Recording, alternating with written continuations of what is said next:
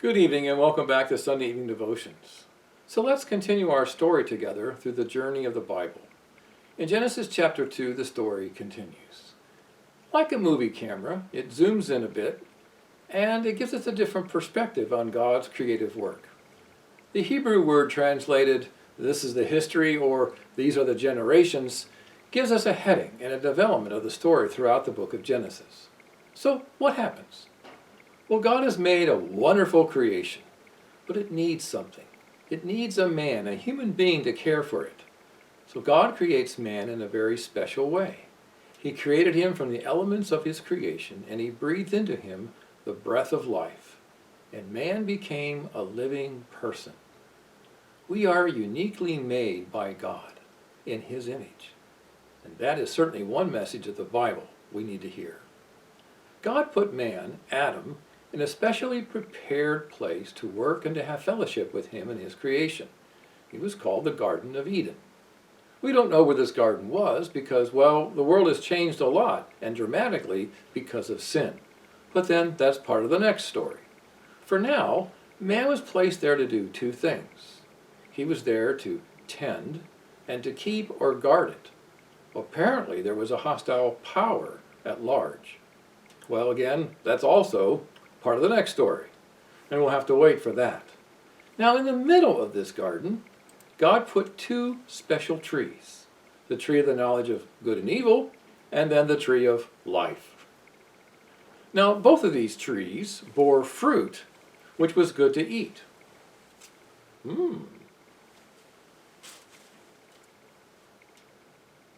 But God told Adam that he wasn't to eat of the tree of the knowledge of good and evil.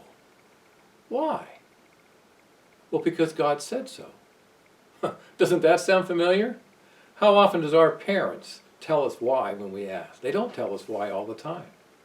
And it's interesting that God promised death should Adam disobey. And that tells us that God takes obedience very seriously. Now, we should learn there two things.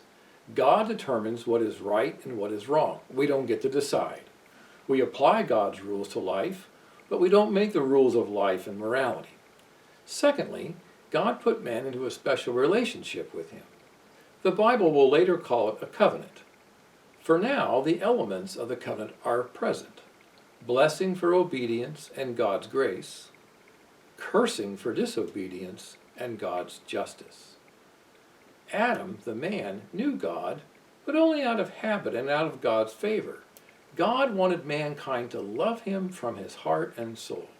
And so God put Adam's trust and love in God to a test. Now, the test wasn't for God to know what Adam would do. God already knew that. The test was for Adam to know his own heart.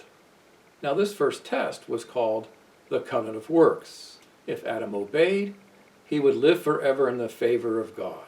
If Adam disobeyed, he would lose that favored covenant relationship.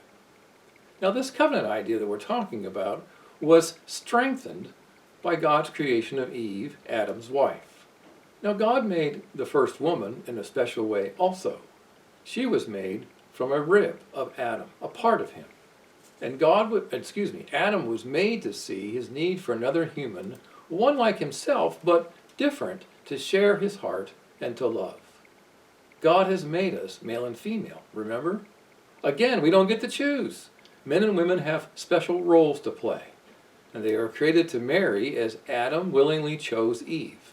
In a marriage covenant, a man and a woman become one flesh, and they start a new family, and they share everything. We are made to be in covenant relationship with God and with one another, especially in marriage. Marriage wasn't dreamed up by men. It's a gift of God to men and women to fulfill and help one another and to raise a family and ultimately to glorify God. So now God's creation is complete, and we will see what happens next time. Good news. Good night.